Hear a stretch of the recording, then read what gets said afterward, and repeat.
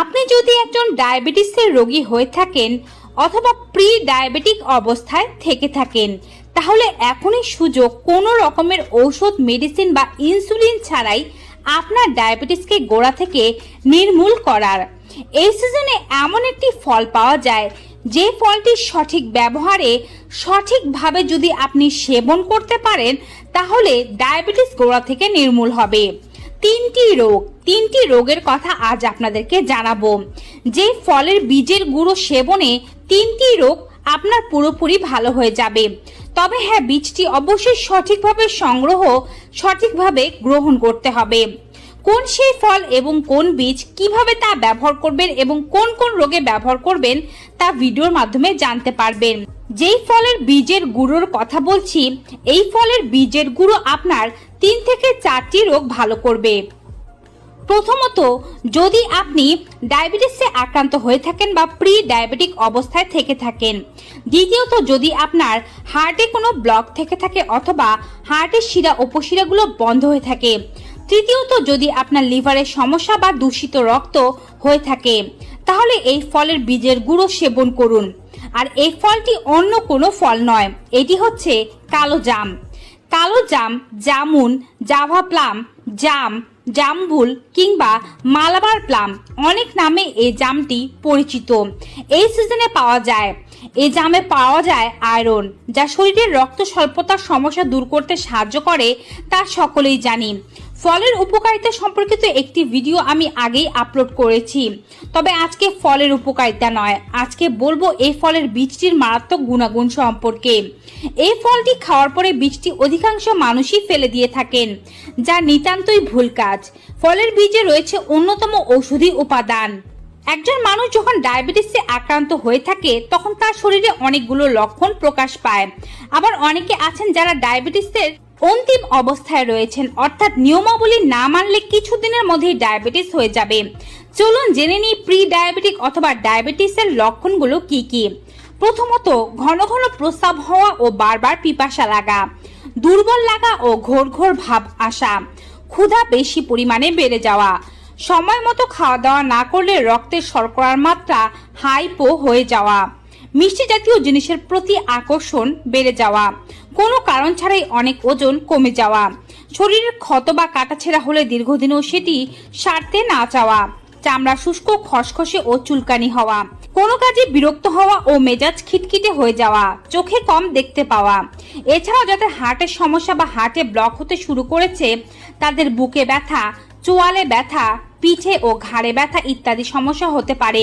তারা অল্প কাজে অনেক বেশি ক্লান্ত হয়ে যেতে পারেন। সিঁড়ি দিয়ে উঠতে তাদের হাঁপ ধরে যেতে পারে। অকারণে গ্যাস্ট্রিক অ্যাসিডিটি বা বমি বমি ভাবের সমস্যা দেখা দিতে পারে। যাদের লিভারের সমস্যা রয়েছে, তাদের বারবার জন্ডিসের মতো রোগ, চোখ ও শরীর হলুদ হয়ে যাওয়া, পেট ফুলে যাওয়া, পেটে জল চলে আসা, চোখে জল চলে আসা ও চোখ ফুলে ওঠা, শরীরে চুলকানি, মুখে দুর্গন্ধ, শীত ভাব অনুভব হওয়া, এই জাতীয় সমস্যাগুলো দেখা যায়। এছাড়াও রক্ত দূষিত থাকলে অনেক বেশি ক্লান্ত অনুভব হয়, কোনো কাজে মন বসে না। আপনি চনমনে অনুভব করবেন না যদি আপনার রক্ত অপরিচ্ছন্ন থাকে। তো এই হচ্ছে বিভিন্ন রোগের লক্ষণ সমূহ। ডায়াবেটিস নিয়ন্ত্রণে জাম ও জামের বীজ উভয়ই খুব উপকারী। ফল ও বীজ উভয়ই উপস্থিত রয়েছে জাম্বোলাইন ও জাম্বোসাইন নামক পদার্থ, যা রক্তের শর্করার মাত্রা কমাতে সাহায্য করে। জামের বীজও রক্তের ইনসুলিনের মাত্রা নিয়ন্ত্রণ করে। জাম খাওয়া উপকারী। বীজগুলো শুকিয়ে গুঁড়ো করে প্রত্যেকদিন সকালবেলা খালি পেটে খেতে পারলে ডায়াবেটিস এমনিতেই কন্ট্রোলে থাকবে। এছাড়াও জামের বীজ ক্যান্সার প্রতিরোধ করতে ও হৃদরোগের ঝুঁকি কমাতে সাহায্য করে।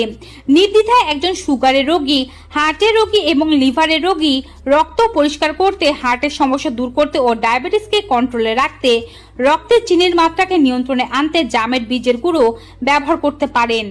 হার্টের সমস্যা কিন্তু একদিনে শুরু হয়ে যায় না, ধীরে ধীরে এই সমস্যা শুরু হয়। আমাদের অনিয়ন্ত্রিত জীবনযাপন, তেল চর্বিযুক্ত খাবার বেশি পরিমাণে খাওয়া, হাই ব্লাড প্রেশার, লবণাক্ত খাবার বেশি পরিমাণে খাওয়া এবং অস্বাস্থ্যকর জীবনযাপনের কারণে হার্টের রোগ হতে শুরু করে। আমরা দেখা যায় বেশি পরিমাণে শাকসবজি খাই না, বেশি পরিমাণে লাল মাংস খাই, প্রক্রিয়াজাত খাবার খাই, ফাস্টফুড জাতীয় খাবার খাই, যার ফলে ধীরে ধীরে হার্টের শিরা উপশিরাগুলো বন্ধ হতে শুরু করে, রক্ত দূষিত হয়, লিভারের উপরে প্রভাব পড়ে, জন্ডিসের মতো রোগ হয়, ফ্যাটি লিভারের মতো সমস্যা শুরু হয়। হার্টে যখন ব্লক হতে শুরু করে তখন কিন্তু অনেক দূর পর্যন্ত চলে যাওয়ার পরও আপনি যদি স্বাস্থ্যকর জীবনযাত্রায় ফিরে আসেন তাহলে এই ব্লক আবার কমে 30 থেকে 40%-এ চলে আসে। অর্থাৎ আপনার হার্টের ব্লক যদি 80-90%-এও চলে যায়, স্বাস্থ্যকর জীবনযাত্রা ও কিছু রেমেডি সেবনের মাধ্যমে আপনি পুনরায় সুস্থ হয়ে যেতে পারবেন এবং এটি কখনো হার্ট অ্যাটাক পর্যন্ত পৌঁছাবে না। লিভারের ক্ষেত্রেও ঠিক তেমনই। লিভারটি যেমন দূষিত হচ্ছে টক্সিন পদার্থের মাধ্যমে, আবার সঠিক খাদ্য খাওয়া এবং সঠিক যত্নের মাধ্যমে আপনি আপনার লিভারকে টক্সিন মুক্ত করতে পারবেন, সুস্থ জীবনযাপন করতে পারবেন। আর এর জন্যই জানতে হবে কোন খাবারটি খেতে হবে আর কোন খাবারটি বাদ দিতে হবে।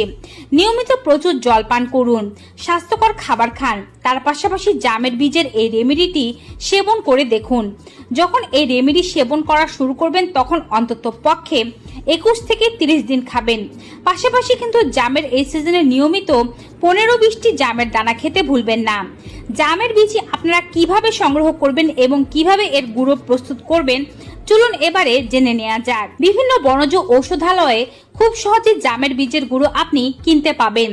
অনলাইনেও বিভিন্ন শপে এই সমস্ত জামের বীজের গুঁড়ো বিক্রয় করা হয়, তবে আপনি এই সিজনে চাইলে ঘরেই প্রস্তুত করে নিতে পারেন। ঘরে জাম খাওয়া হলে সেই বিচিগুলো সংগ্রহ করে রেখে দিন, অথবা আপনি এই রেমেডি প্রস্তুতের জন্য আলাদাভাবেও জাম কিনে আনতে পারেন। সেক্ষেত্রে পরিপক্ক কালো রসালো জাম নির্বাচন করে নেবেন।